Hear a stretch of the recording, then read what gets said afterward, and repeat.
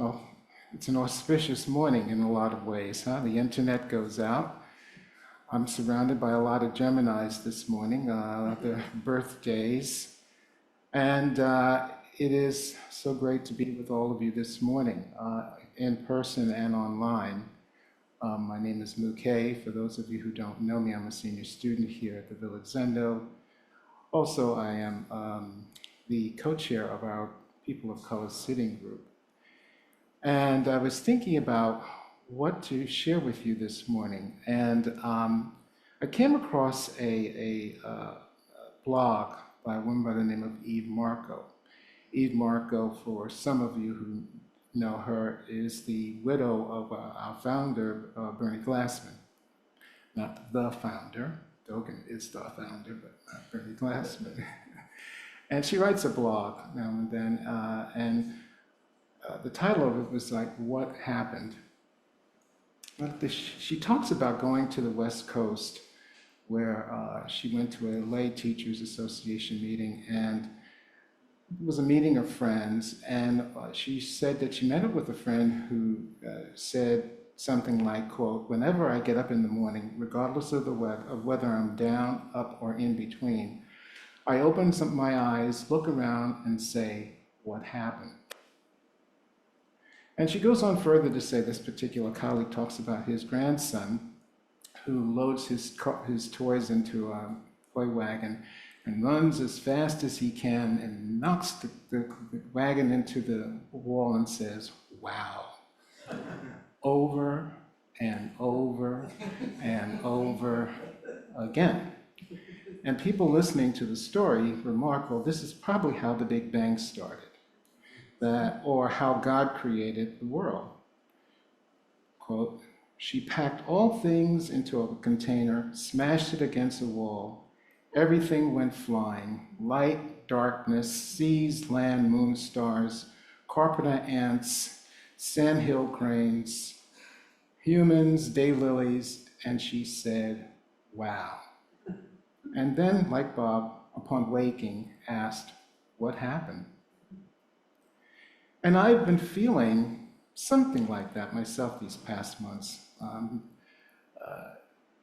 Joan Sensei last week in his talk talked about that we've experienced a number of blossoming events this past year. And I have been saying, what? What happened? Wow. What? What happened? Wow. And there's a lot of feelings that go with that. Feelings of sadness, feelings of anxiety, feelings of anger. And then there's the feeling of conflict, the conflict of being appropriate. The pressure to say and do the right things that control what I'm feeling. I'm reminded of our speaker last Thursday who talked about, he went into a gasho, and he says, sometimes things are like this. They can be so pressuring that we get caught up in the form that we do not see what's going on around us. We get so caught up in the form that we don't see what's going on around us. And sometimes we miss out on that. Sometimes we can be so in the path of self and not in the path of others. And we need to balance that, right? We need to balance that. When I was in chaplaincy training some years ago, there was a book that was very meaningful to me. And the title of the book was called Transitions. And it was written by a man by the name of William Bridges. And Bridges emphasized acknowledging and recognizing the end of a particular phase or situation, like a job, a relationship, or a phase of life, and how we process any emotions or attachments. that don't allow us to grieve, make peace with what has ended or is ending. The pressure to say the right things does not leave space for our practice, I believe. It does require discernment, though. And discernment, by that I mean, that's why we're all here. It's the sangha. To help us be centered in what's the right thing to say or do in the moment, instead of being caught up like this. Fingers so tight, to quote our speaker last Thursday, that your nails are white.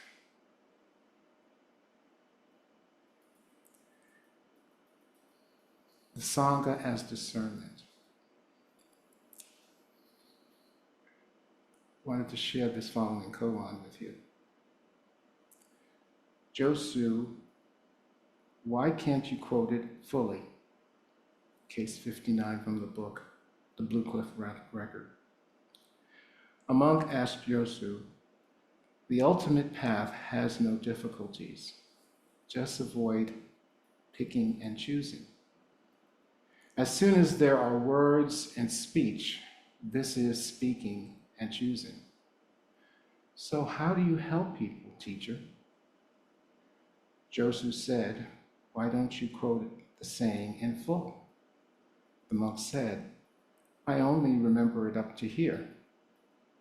Joshu said, it's just like this. The ultimate path has no difficulties. Just avoid picking and choosing.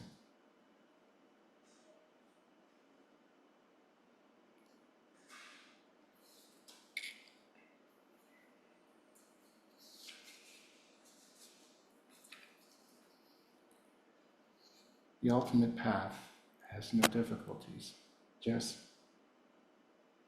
avoid picking and choosing.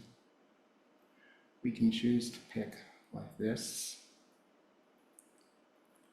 or we can choose to be where we are, present, with how we are to be with each other.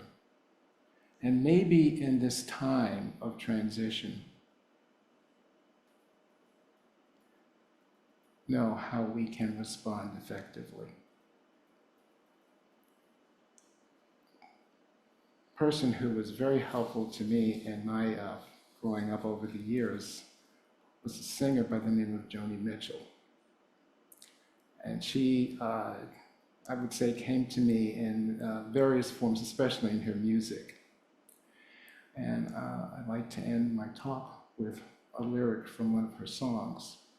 I won't sing it for you, but it goes, everything comes and goes, marked by lovers and style of clothes. Things that you held high, told yourself were true. Lost or changing are the days that come to you. Come down to you, constant stranger. You're a kind person, you're a cold person too. It's all down to you.